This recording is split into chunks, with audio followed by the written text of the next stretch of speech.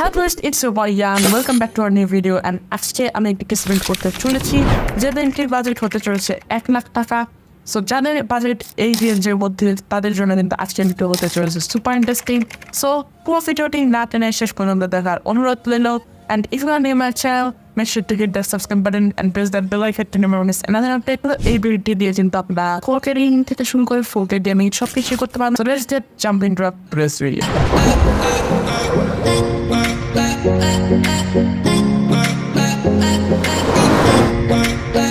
So এখন আমি আপনাদের দেখাবো আসলাম কি কি কম্পোনেন্ট চুজ করেছি এই বিল্ডটির জন্য, যার ফলে এই বিল্ডটি পুরো একটি ব্যালেন্সড বিল্ড হয়েছে। সবার প্রথমে প্রসেসর হিসেবে আমি এই বিল্ডটিতে ইউজ করেছি AMD Ryzen 5 7500F একটি প্রসেসর। এই প্রসেসরটা কিন্তু একটি নিউলি লঞ্চ প্রসেসর এবং এটি কিন্তু একটি M5 প্রসেসর। এই প্রসেসরটি আমার কাছে মনে হয় সবচেয়ে বেস্ট, কারণ এই প্রসেসরটি কিন্তু 6 কোর 12 থ্রেডের প্রসেসর হওয়ার সাথে সাথে এটি কিন্তু বেস্ট ক্লক স্পিড যেটি রয়েছে সেটি কিন্তু 3.7 GHz এবং boost clock speed up to speed যেটা রয়েছে সেটি কিন্তু 5 GHz। সো এই ক্ষেত্রে স্পিড নিয়ে কিন্তু কোনো সন্দেহ নেই এবং এটি কিন্তু একটি M5 প্রসেসর, যেমনকি আমি আগেই বলেছি। L3 ক্যাশে রয়েছে 32 MB এবং L2 ক্যাশে রয়েছে 6 MB। সো পরবর্তীতে এই বিল্ডটিতে আমরা CPU কুলার হিসেবে ইউজ করেছি একটি এয়ার কুলার। আমি এখন এইখানে একটা কথা রয়েছে বা একটা কোশ্চেন রয়েছে, যারা চান যে আসলে আপনার পিসটা দেখতে সুন্দর হোক তাদের জন্য কিন্তু লিকুইড কুলার, এবং এই বিলটি 1 লাখ টাকার মধ্যে হয়, কিন্তু আমার মনে হয় না তেমন লিকুইড কুলার দেওয়ার খুব একটা প্রয়োজনীয়তা রয়েছে। সো সেই ক্ষেত্রে আমি কি করেছি, আমি কিন্তু এখানে কস্ট কাট করতে পারতাম। যেমন কি আপনারা দেখছেন এটা কিন্তু পুরো 1 লাখ টাকা না, 1,06,350 টাকা আমার পুরো বিলটি লেগেছে।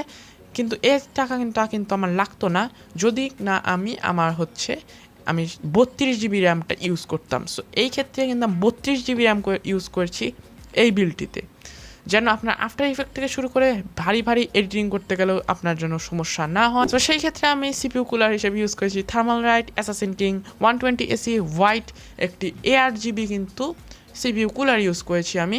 এটা মনে হয় 120mm এর একটি এয়ার কুলার, হ্যাঁ 120mm এর একটি এয়ার কুলার, এবং এটা কিন্তু অ্যালুমিনিয়াম রেডিয়েটারের, মানে এর যে রেডিয়েটার রয়েছে সেটা কিন্তু অ্যালুমিনিয়ামের তৈরি, এবং এটি কিন্তু একটি এয়ার কুলার। আমি জানি না এখানে কেন লিকুইড কুলার লেখা রয়েছে, আশা করি কোম্পানি এটা চেঞ্জ করবে।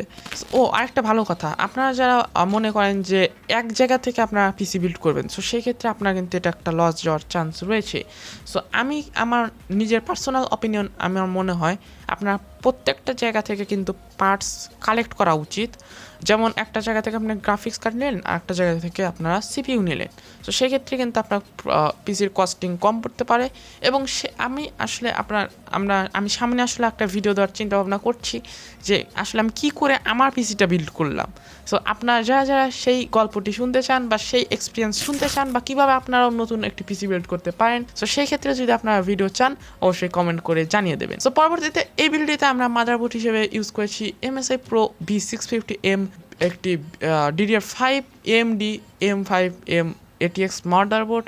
এটা কিন্তু একটা M5 মাদারবোর্ড, যার মানে এটি আমাদের CPU এর সাথে একবার ফুললি কম্বাইন্ড ভাবে ইউজ করা যাবে, এবং এটি কিন্তু সর্বোচ্চ র্যাম সাপোর্ট করে 6800 মেগাহার্টজ পর্যন্ত, যে ক্ষেত্রে আমরা 6400 মেগাহার্টজ এর র্যাম ইউজ করেছি। সো এটা সাপোর্টেড। এটা একটা মাইক্রো ATX ফর্ম ফ্যাক্টরের মাদারবোর্ড। আসলে মাদারবোর্ড নিয়ে তেমন কিছু বলার নেই, বাকি সব কিছু প্রায় সেম। কিন্তু একটা জিনিস বলে রাখি যে যেমন এটি গ্রাফিক্স সর্বোচ্চ সাপোর্ট করে 4K 60 হার্টজ পর্যন্ত। তো সেই ক্ষেত্রে যদি আপনারা 120 হার্টজ 240 হার্টসের মনিটরও কেনেন, তো এটা কিন্তু সর্বোচ্চ গ্রাফিক্স আউটপুট রয়েছে সেটা কিন্তু 60 হার্টজ, বা আপনি যে কোনো গেম যদি প্লে করতে চান তো সেক্ষেত্রে কিন্তু আপনারা 60 হার্টজ বা 60 FPS এর উপর পাওয়ার সম্ভাবনা নেই। সো যাদের প্রয়োজন হাই FPS, সো তারা কিন্তু এই মাদারবোর্ডটা অ্যাভয়েড করে অন্য কোনো হাই রেঞ্জের মাদারবোর্ড ইউজ করতে পারেন যাদের একান্তই খুবই হাই FPS প্রয়োজন। আর তাছাড়া যাদের 60 FPS দিয়ে কাজ চলবে, this motherboard is for you. So এছাড়া মাদারবোর্ড নিয়ে তেমন আর কিছু বলার নেই। এবং পরবর্তীতে র্যাম হিসেবে রয়েছে Team Delta 16GB 6400 megahertz DDR5 একটি 8GB ডেস্কটপ র্যাম হোয়াইট। কিন্তু আমি যেহেতু বিলটা হোয়াইট করছি, সো সেই ক্ষেত্রে আপনারা একটা জিনিস খেয়াল করতে পারবেন, আমার বেশিরভাগ কম্পোনেন্টই কিন্তু হোয়াইট, আর যারা বিল্ড করবেন ব্ল্যাক, সো এই প্রত্যেকটা কিন্তু কম্পোনেন্টই ব্ল্যাক এডিশনেও রয়েছে যারা ব্ল্যাক বিল্ড করতে চান। সো আমি ডিসক্রিপশানটা বলি। সো সেক্ষেত্রে এটা কিন্তু একটি 6400 মেগাহার্টসের একটি DDR5 র্যাম অবশ্যই, এবং আমি এটা একটা কথা, টিমের এই র্যামটা কিন্তু বেস্ট প্রাইসে পাচ্ছেন, কারণ এই রেঞ্জে যদি আপনার কোর্সার ডোমিনেটর সিরিজ বা আরও ভালো ভালো র্যাম যেগুলো রয়েছে সেগুলো নিতে গেলে কিন্তু আপনাদের প্রায় 16,000 থেকে 17,000 টাকা গুনতে হবে ফর ওয়ান স্টিক, কিন্তু সেক্ষেত্রে এটা কিন্তু আমি 9,000 টাকায় পেয়ে যাচ্ছি। সো সেক্ষেত্রে আমার মনে হয় এটা কিন্তু একটি বেস্ট ভ্যালু ফর ডিল হতে পারে আপনাদের জন্য। সো র্যাম নিয়ে আর তেমন কিছু বলার নেই। সো পরবর্তী কম্পোনেন্টে যাওয়া যাক। সো বলা বাহুল্য আমি কিন্তু এখানে 32 গিগস অফ র্যাম ইউজ করেছি, আপনারা চাইলে 16 গিগও ইউজ করতে পারেন। সো সেক্ষেত্রে আপনার পিসির টোটাল কস্টিং কম পড়বে। সো পরবর্তীতে আমি এই বিলটিতে এসএসডি হিসেবে ইউজ করেছি Samsung 970 Evo Plus 500 GB NVMe M.2 form ফ্যাক্টরে একটি এসএসডি। সো এসএসডি নিয়ে আমার তেমন কিছু বলার নেই, কারণ এসএসডি এতই হাইপড ছিল একটা সময় যে বেশিরভাগ যে বিল্ডগুলো হতো, সো সেই বিল্ডগুলোতে কিন্তু এই যে এসএসডি রয়েছে সেটাই কিন্তু ইউজ করা হতো, কিন্তু মাঝখানে এটার দাম বেড়ে যাওয়া এটি একটু আন্ডাররেটেড হয়ে পড়ে, বাট এটার পোটেনশিয়াল কিন্তু এখনও সেই তেমনই রয়েছে। সো এটি একটি M.2 ফর্ম ফ্যাক্টরের অবশ্যই একটি এসএসডি, এবং এটা কিন্তু পিসি লিজেন 3 X4 NVMe 1.3 সাপোর্টেড, এবং এটাতে কিন্তু রিড স্পিড আপনারা সর্বোচ্চ এই রিড স্পিড এবং রাইট স্পিডই কিন্তু মেইন যদি আপনারা কোনো এসএসডি কেনেন। সো সেই ক্ষেত্রে কিন্তু আপনারা রিড স্পিড এবং রাইট স্পিড সবার প্রথমে দেখার চেষ্টা করবেন। সো এই এসএসডিতে sequential read speed write speed রয়েছে, রাইট স্পিড রয়েছে 3200 MB/s, এবং এটাতে কিন্তু রিড স্পিড রয়েছে 3500 MB/s। So I don't think এটা খুব একটা খারাপ, বাট এটা এই রেঞ্জের জন্য একবারে ফুললি কম্পিটেবল। সো যারা এসএসডি খুঁজছেন এই রেঞ্জের মধ্যে এর চেয়ে ভালো এসএসডি মনে হয় না আমার আছে বাজারে, বাট এটা আপনাদের নিজস্ব চয়েস। পরবর্তীতে বিল্টের মাথায় যেটা মুকুট লাগিয়ে দেয় সেটা হচ্ছে এটির গ্রাফিক্স কার্ড। এই বিল্টটিতে কিন্তু আমরা একটি 16 GB একটি গ্রাফিক্স কার্ড ইউজ করেছি, সেটিও কিন্তু গিগাবাইট না, এনভিডিয়া না, MSI না, এটি হচ্ছে একটি Intel Arc S770 Photon 16 GB OC white graphics card.